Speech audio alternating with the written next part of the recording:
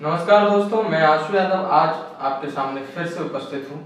पहले तो अब मेरे चैनल को सब्सक्राइब करिए, वीडियो को शेयर करिए, कमेंट करिए और अगर मैं कुछ गलती करता हूँ तो मुझे कमेंट बॉक्स में बताने का प्रयास जरूर करिए। आज मैं एक सामाजिक समस्या, बहुत बड़ी समस्या होती जा रही है, सामाजिक समस्या के बारे में और प्रवासी मजदूरों के बारे में और किन किन परिस्थितियों से ये लोग जूझते हैं और एक बेरोजगार युवा छात्र के बारे में जो अपने बेहतर भविष्य को बनाने के लिए कहीं तैयारी करने जाता है, तो तैयारी करने के बावजूद जब उसे न तो कहीं नौकरी मिल पाती है न कुछ मिल पाता है, वो गांव में जाकर के फिर एक अपनी उसी दुनिया में चला जाता है जिससे वो बचपन से जूझ रहा था, चलता आ रहा था। तो बेरोजगारी का आलम इस कदर है कि युवा आज सड़कों पर है।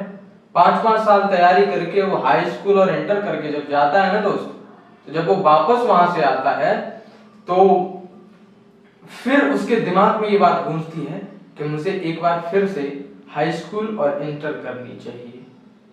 न तो उसके दर्द को कोई जानता, न उसकी उन परिस्थितियों को कोई समझने का प्रयास करता जिससे वो जूझ रहा है। एक सुनसान से शहर में वो जब जाता है तो बस दिल में एक धड़कन गूंजती है ना, दिल जिस तरीके से धड़कता है वो दिल बस यही कहता है कि दोस्त कुछ ना कुछ तो यहाँ से बन के जाना है।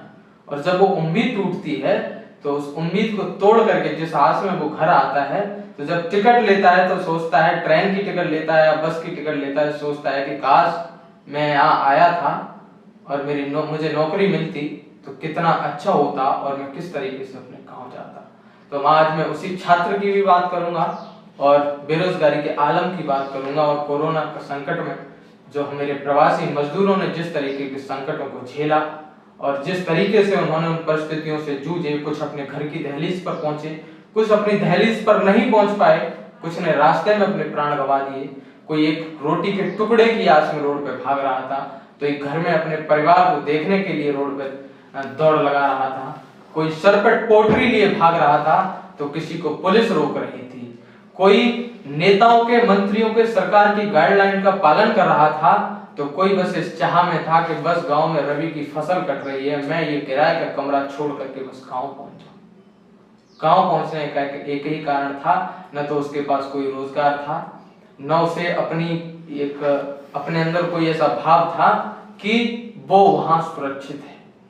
लॉकडाउन लग गया, गलियां सुनसान थी, गलियों पे बस नजर आ रहा था तो बस कुत्ते नजर आ रहे थे और जो मकान में रहते हैं उनकी बाइक और साइकिलें गलियों में नजर आ रही थी और लोग भी इस तरीके से नजर आ रहे थे जैसे कि उन्होंने कितना बड़ा गुनाह किया हो, वो अपना चेहरा छुपा करके रोडों पर घूम रहे थे। काम से बाहर निकलते थे और बाहर निकलने के बाद वो जब एक घर की याद आती थी कि जाता था, जब वो आया था गांव से नौकरी करने और नौकरी क्या हुआ, कोरोना संकट ने सब पर पानी फेर दिया और पानी फिरने के बाद वो लौटा अपने घर। तो देखिए, मैं आपको सामाजिक और व्यक्तिगत समस्या के बारे में बताना चाहूंगा कि जो अभी हमारे देश पर जो संकट चल रहा है वो क्या है। देखिए, सामाजिक समस्या ये होती है जिससे एक बड़ा समुदाय या कोई एक पूरा समाज या बहुत सारे लोग प्रभावित होते हैं, वह सामाजिक समस्या होती है। और जिस समस्या से एक सिंगल व्यक्ति परेशान होता है वो उसकी एक व्यक्तिगत समस्या होती है, बहुत नॉर्मल बात है। जैसे किसी व्यक्ति को शराब की या नशे की लत लग जाती है या कोई व्यक्ति अपने निजी कारणों से परेशान है तो वो उसकी एक व्यक्तिगत समस्या है।